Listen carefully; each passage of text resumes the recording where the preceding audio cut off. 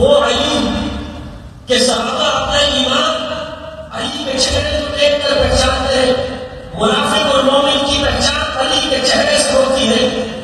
وہ علی صحیح مسلم کی روایت ہے، مولا علی نے فرمایا اس ذات کی قسم جس نے دانے کو چیا، اس ذات کی قسم جس نے روح کو پیدا کیا، میرے نبی نے مجھ سے کہا ہے علی لا یحبک الا مؤمن ولا یبغضک الا کافر. میری ہے لاج تو پرویز تجھ کو بس تب تب، میری ہے لاج تو پرویز تجھ کو بس تب تب، تیرے کلام کو جب جب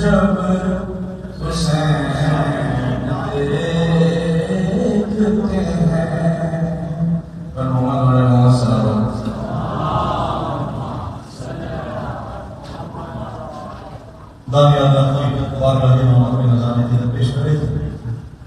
اور جیسا کہ آپ کے وہ ہے کہ آج چھوٹی مجلس اعلیٰ سے خطاب حضرت علامہ حسن رضوی صاحب اس بارگاہ میں فرمائیں گے. جملہ کے ساتھ ہمیشہ اتحاد بین المسلمین کی بڑی شخصیات ہوتی ہیں اور ان میں ایک بڑا نام ہے جناب مولانا فضل حمدر صاحب. آج آپ ہمارے درمیان ہیں اور ذکر کی محافل میں عقیدت کے وہ پھول اشارت فرماتے ہیں کہ جس کے لیے ہم اور آپ منتظر ہوتے ہیں. آج ہماری اللہ کی جانب سے یہ کوشش ہے کہ آپ اس عبادت کا حصہ ہیں. تو میں انتہائی ادب و احترام سے گزارش کر رہا ہوں حضرت مولانا فضل حمدر سے تشریف آئیں اور آج کی اس مجلس اعظم میں اپنے وسیلہ خوش خیالات سے حضرت مولانا فضل حمدر بابا سے بولتا ہے السلام.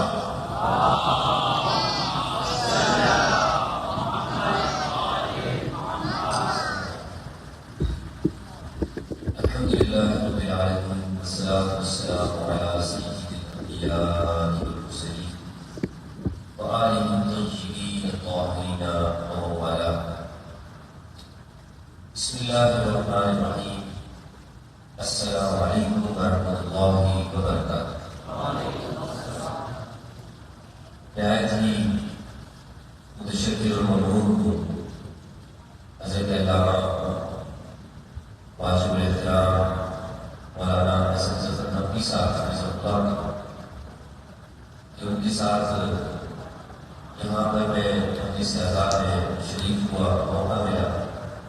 ایک سعادت کی بات ہے اور امام حسین علیہ السلام حقوق انسانیت کے اہل بیت علیہ السلام وہ اس امت کے لیے رہنما ہے، ہدایت کے مینار ہے. ابھی 2 مجالس میں حضرت کے ساتھ مجھے شرکت کا موقع ملا. یہ دیکھ کر دل کو جو سرور ملتا ہے، جو کیفیت انسان خواہ ہو جاتا ہے کہ اہل بیت علیہ السلام کا ذکر جس ولولے کے ساتھ، جس محبت کے ساتھ، جس جذبے کے ساتھ کیا جاتا ہے، اور یہ جو ایام آتے ہیں اس میں ان کی قربانیوں کا تذکرہ اسے زندہ رکھا ہوا ہے آپ لوگوں نے. اللہ سبحانہ و تعالیٰ آپ لوگوں سے اس کو قبول و منظور فرمائے. ماں بہنیں تشریف آتی ہیں اور یہ جو بچوں کی آنکھوں سے بھی آنسو آ جاتا ہے، وہ رو جاتے ہیں. اس کے پھر تو میں بیان نہیں کر سکتا کہ اہل بیت کو زندہ رکھا ہوا ہے. ائمہ اہل بیت جن کی اتباع کا حکم دیا گیا تھا، جنہیں نبی صلی اللہ علیہ وآلہ وسلم نے اس امت کے لیے وسیع بنایا. حدیث ثقلین جو کہ اہل سنت والجماعت کی تمام صحیح کتابوں میں موجود ہے، جن کی اتباع کا تقاضا جو قرآن کے ساتھ برابر ہے، بلکہ سنن ترمذی کی روایت ہے اور سنن نسائی کی، مسند الحاکم کی، کہ علم ان میں سے دوسرے سے بڑا ہے.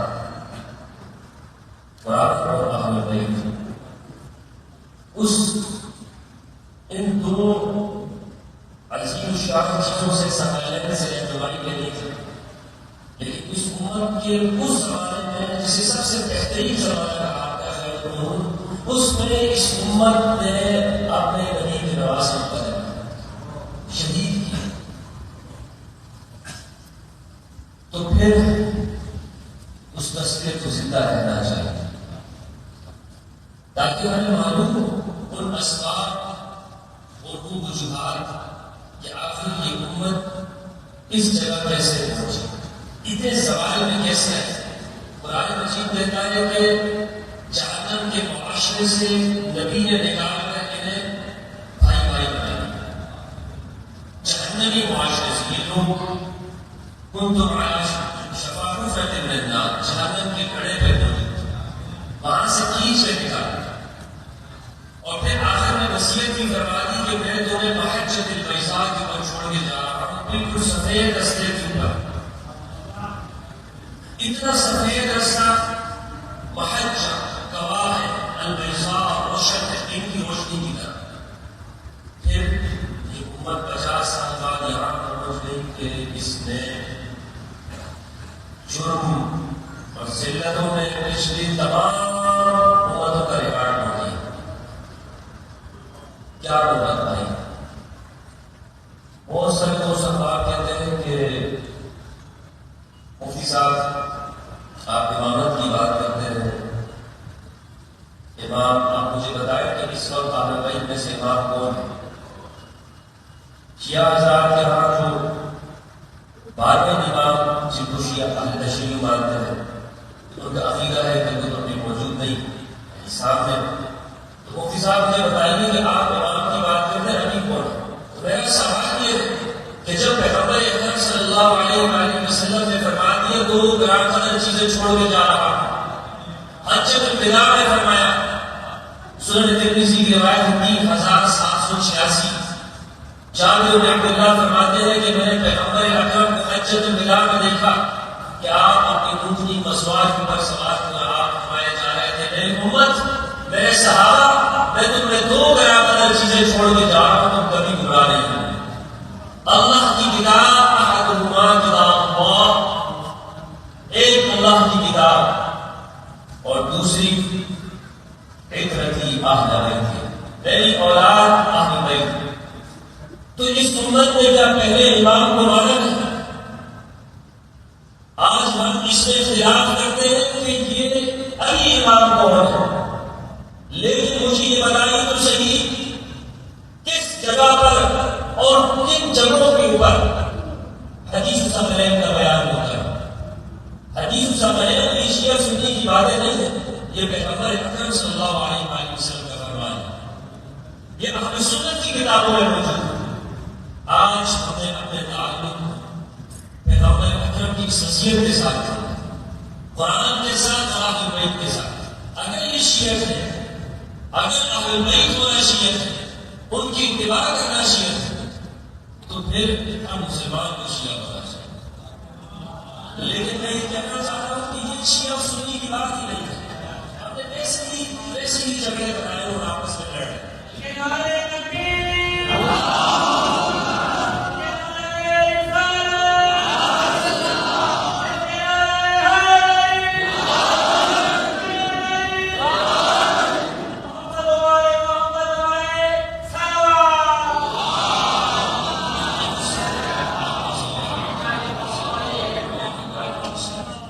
سنن ترمذی کتاب المناقب باب مناقب امام علی علیہ السلام کے اندر ابو سعید خدری رضی اللہ تعالیٰ عنہ سے روایت ہے، فرماتے ہیں کہ ہم پیغمبر کے زمانے میں، پیغمبر اکرم کے زمانے میں منافقوں کی پہچان کرتے تھے کہ وہ علی کے بارے میں کیا نظریہ رکھتے ہیں۔ ہم منافقوں کو پہچان جاتے تھے، ہم دیکھتے تھے کہ ان کے چہروں کو یہ علی کو کس نظر سے دیکھتے ہیں۔ صحیح بخاری کی روایت، صحیح بخاری کی روایت، صحیح بخاری کی روایت، امام علی علیہ السلام مدینہ میں گزرتے ہیں اور لوگ اپنے چہرے پھیرتے ہیں۔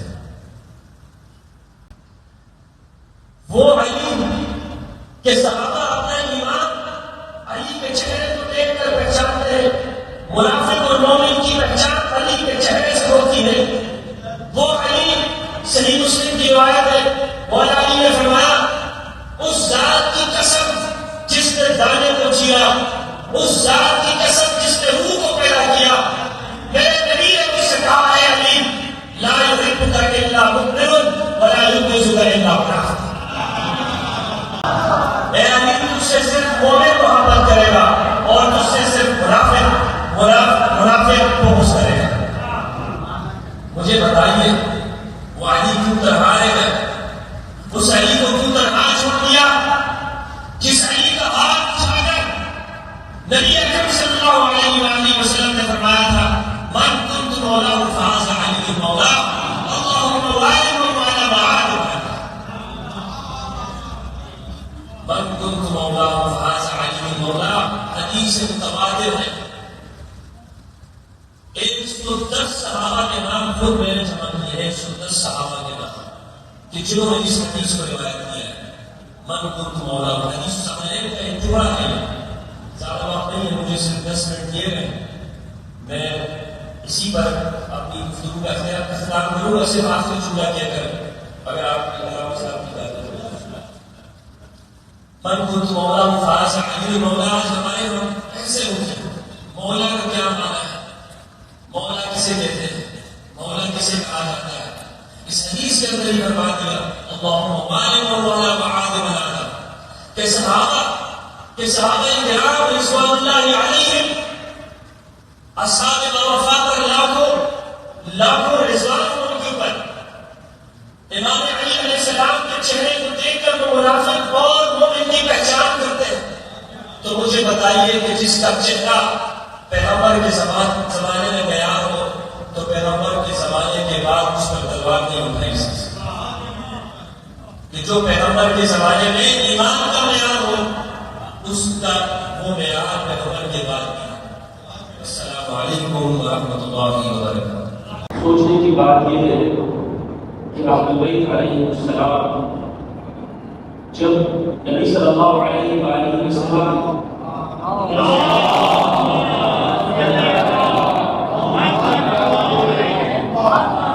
اس امت کو یہ وصیت فرمائی کہ میں تمہیں دو چیزیں چھوڑ کے جا رہا ہوں، تم کہیں بھی گمراہ نہیں ہوگے۔ سنن ترمذی کی روایت ہے 3786 جابر بن عبداللہ رضی اللہ تعالیٰ عنہ سے روایت فرماتے ہیں میں نے نبی صلی اللہ علیہ وآلہ وسلم کو حجۃ الوداع میں دیکھا کہ آپ اپنی اونٹنی قصبہ کے پر سوار تھے اور آپ نے حجۃ الوداع کے اندر 1,24,000 صحابہ کرام رضوان اللہ علیہم کے سامنے یہ ارشاد فرمایا ہے صحابہ میں تمہیں دو گران قدر چیزیں چھوڑ کے جا رہا ہوں، تم کبھی بھی اپنے راستے سے نہیں ہٹو گے۔ میرے صحابہ تم کبھی بھی گمراہ نہیں ہوگے، کبھی بھی غلط ٹریک پہ نہیں چڑھو گے اگر تم ان دونوں کے ساتھ ان دونوں کے پیچھے چلے۔ پہلی چیز کتاب اللہ، اللہ کی کتاب، اور دوسری چیز عترتی اہل بیت، میری اولاد اہل بیت۔ نبی صلی اللہ علیہ وآلہ وسلم نے یہ وصیت فرمائی کہ اگر ان دونوں کو تھام کے رکھا جائے، مضبوطی کے ساتھ پکڑا جائے، کتاب اللہ سے ہدایت دی جائے اور اہل بیت کو رہنما مان لیا جائے تو میری امت یہ ہمیشہ متحد رہے گی، یہ ہمیشہ قوت کے ساتھ رہے گی۔ آج ہم پریشان رہتے ہیں کہ مسلمان ٹکڑوں میں بٹے ہوئے ہیں، یہ سنی ہے، یہ شیعہ ہے، دیوبندی ہے، بریلوی، اہل حدیث، مختلف لباس، مختلف کلر، امت تقسیم ہے اور ہر ایک سوچتا ہے کہ اس امت کو کیسے متحد کیا جائے، کس طرح اکٹھا کیا جائے۔ کانفرنسز ہوتی ہیں اور بڑے بڑے بجٹ کے اوپر دنیا بھر کے اندر اجلاس ہوتے ہیں، لیکن اس پہ غور نہیں کیا جاتا کہ میرے نبی صلی اللہ علیہ وآلہ وسلم نے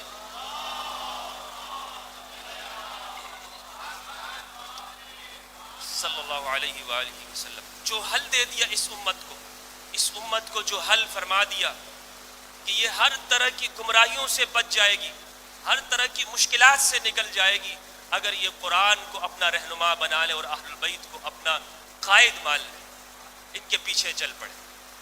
تو پھر یہ جب نبی صلی اللہ علیہ وآلہ وسلم نے وصیت فرمائی تو پھر یہ لمحہ کیسے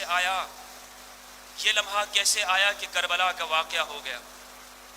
یہ کس طرح اس امت اس گھٹیا پن کے اوپر اتر آئی، اس ضلالت کے اوپر اتر آئی اور اتنا عرصہ بھی نہیں گزرا، صرف 50 سال گزرے، صرف 50 سال نبی کو پردہ فرمائے، وصال فرمائے، یہ اس امت یہاں پر آ گئی کہ اپنے نبی کے نواسوں کو اس امت نے قتل کر دیا۔ یہ لمحہ اور موڑ کس طرح سے ہے؟ کبھی ہم نے اس پہ غور کیا ہے؟ کبھی ہم نے اس کو سوچا ہے کہ یہ اس موڑ کے اوپر آئے کس طرح سے؟ وہ بھی تو کلمہ پڑھتے تھے۔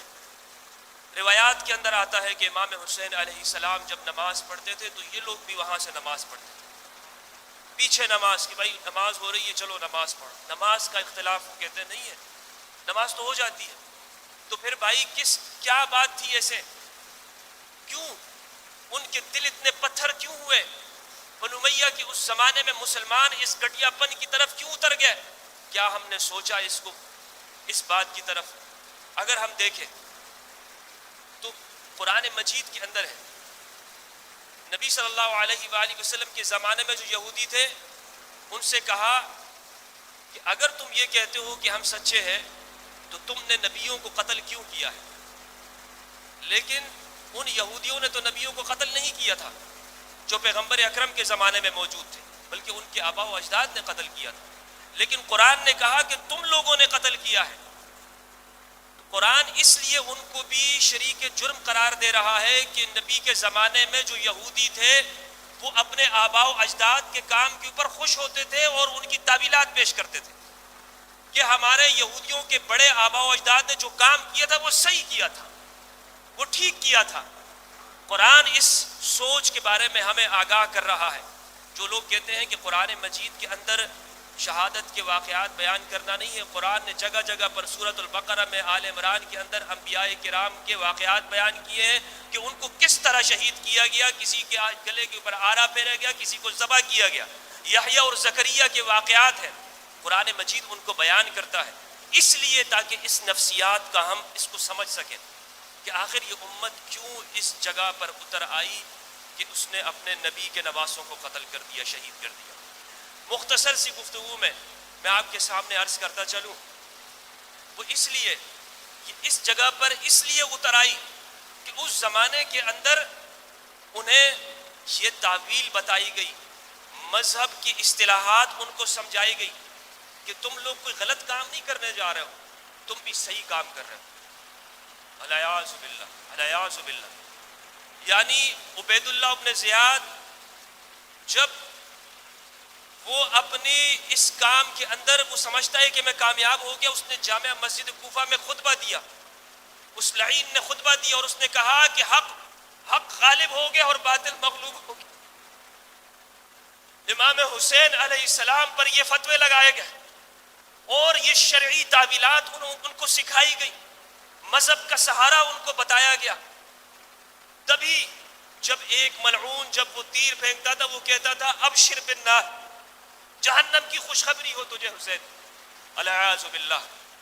یہ جملے میں اس لیے آپ کے سامنے کہہ رہا ہوں، یہ تاریخ کی کتابوں میں لکھا ہوا ہے، میرے پاس تفصیل کا موقع نہیں ہے۔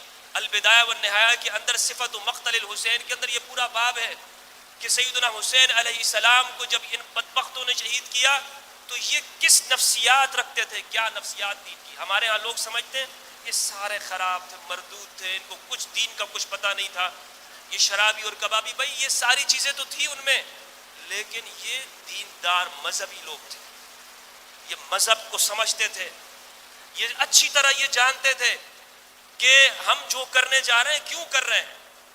انہیں بتایا گیا کہ تم شرعی تعویلات کے ساتھ کر رہے ہو، یعنی مذہب کا لبادہ اس کو اڑایا گیا۔ تو اس لیے آج میں نے عرض کیا کہ قرآن مجید نے نبی کے زمانے کے اندر موجود یہودیوں سے کہا کہ تم بھی اس جرم کے اندر شریک ہو جس طرح تمہارے آباء و اجداد نے کیا، لہٰذا جو شخص اگر جس کے سینے میں دل نہ ہو، ضمیر زندہ نہ ہو، وہ آج اگر حسین کے ساتھ نہیں کھڑا، یزید کے ساتھ کھڑا ہے تو وہ بھی اس جرم کے اندر شریک ہے۔ امام حسین علیہ السلام کی طرف آج بھی تیروں کی بارش ہو رہی ہے۔ عرب کے اندر اگر جنگ ہوتی تھی نا، جنگ جیسے عرب کی بڑی مشہور جنگ ہوئی ہے داہس اور غبرا کی جنگ، زمانہ جاہلیت میں لوگ مارے گئے، 40 سال تک جنگ ہوتی تھی، لڑتے رہتے تھے.